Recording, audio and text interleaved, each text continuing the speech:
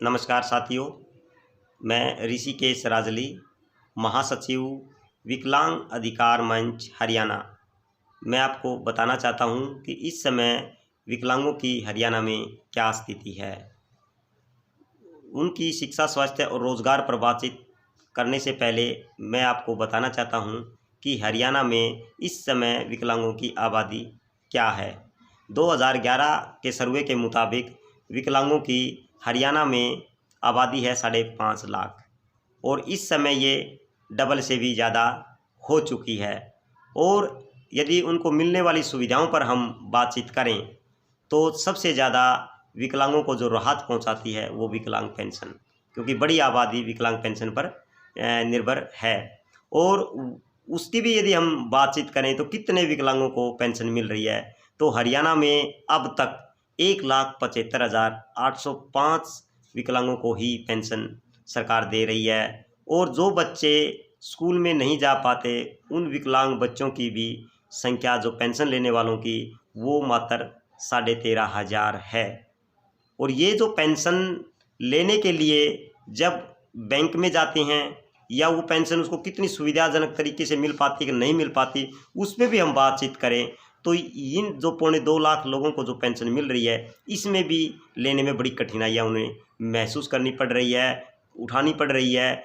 क्योंकि ज़्यादातर विकलांग जो 100% हैं वो बैंक तक नहीं जा पाते और रूल के मुताबिक बैंक कर्मियों को वो पेंशन विकलांग को घर पर जाकर देनी होती है। लेकिन ऐसा कोई एक आध ही बैंक होगा जहाँ पर विकलांगों को घर पर पेंशन दी जाती है। ज़्यादातर विकलांगों को वहाँ पर आकर लेनी पड़ती है और वहाँ पर भी उन्होंने जाते ही नहीं मिलती। वहाँ पर भी ज़्यादातर जो विकलांग हैं उन्होंने वेट करना पड़ता है। और अभी गांव के अंदर जो बैंक मित्र वगैरह खोल रखे हैं वहाँ पर भी रैंप वगैरह और भी बहुत सी उठने बैठने की जो दिक्कतें हैं वहाँ पर भी अभी बनी हुई है। बहुत से गांव के अंदर जो बैंक बने हुए वहाँ पर भी रैंप नहीं है, विकलांग उसके अंदर नहीं जा पाता है। तो ऐसे बहुत सी शिकायतें हमारे बीच में आती हैं कि हमारे को पेंशन नहीं दी जा रही है। तो जब फ़ोन पे हम उनसे बातचीत करते हैं तो दबाव में एक बार तो दे देते हैं, लेकिन कुछ समय बाद फिर वही प्रक्रिया शुरू हो जाती है। ये पेंशन लेने में भी दिक्कत आ रही है। इसी तरीके से मेडिकल प्रमाण पत्र बनवाते समय भी विकलांगों को इस समय हरियाणा में बड़ी भारी परेशानियाँ उठानी पड़ रही है। जब वो यूनिवर्सल आईडी के लिए फॉर्म अप्लाई करता है तो उन्होंने ये कहा जाता है कि आपका नया मेडिकल आपको बनवाना पड़ेगा, पुराना मेडिकल नहीं चलेगा।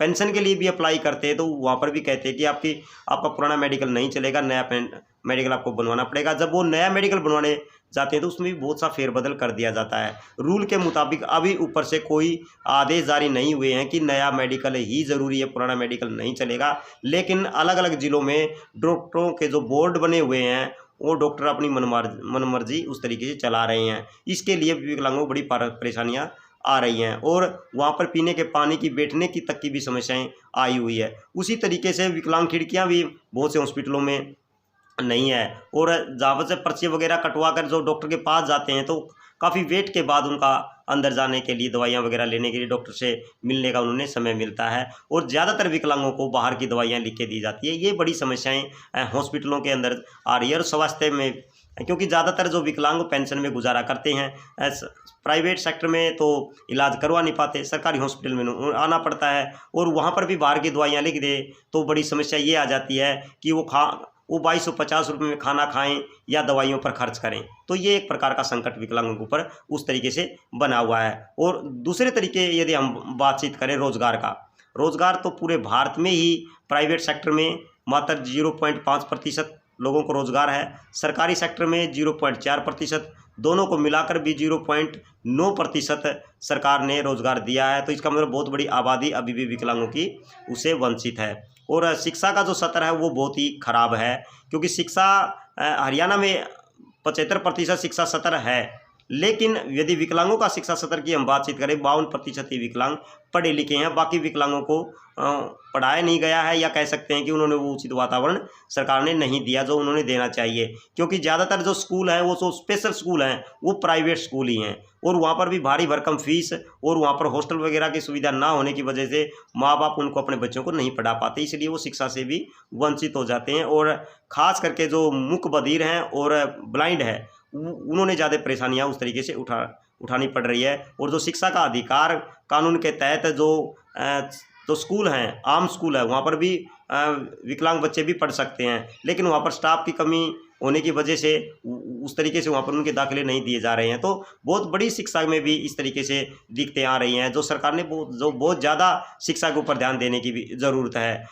ये हम इस तरीके से हम कह सकते हैं कि इस समय विकलांग अधिकार मंच की हमारी मांग है कि आज की महंगाई के इस दौर को देखते हुए विकलांगों की 5,000 रुपये पेंशन होनी चाहिए।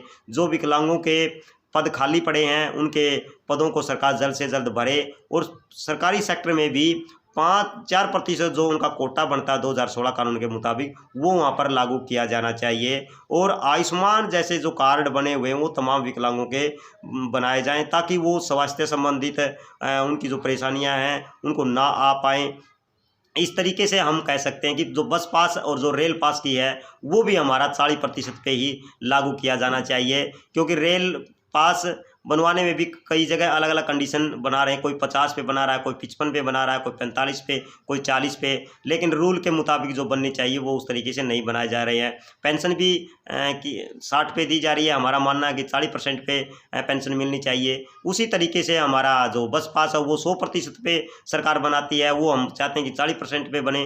तो हमारी सरकार से मांग है कि इस समय 2016 एक्ट जो कानून जो विकलांगों का बना हुआ है उसको ध्यान में रखते हुए विकलांगों को शिक्षा, स्वास्थ्य और रोजगार पर ज़्यादा ध्यान दें, ताकि वो भी गरिमापूर्ण जीवन जी सकें।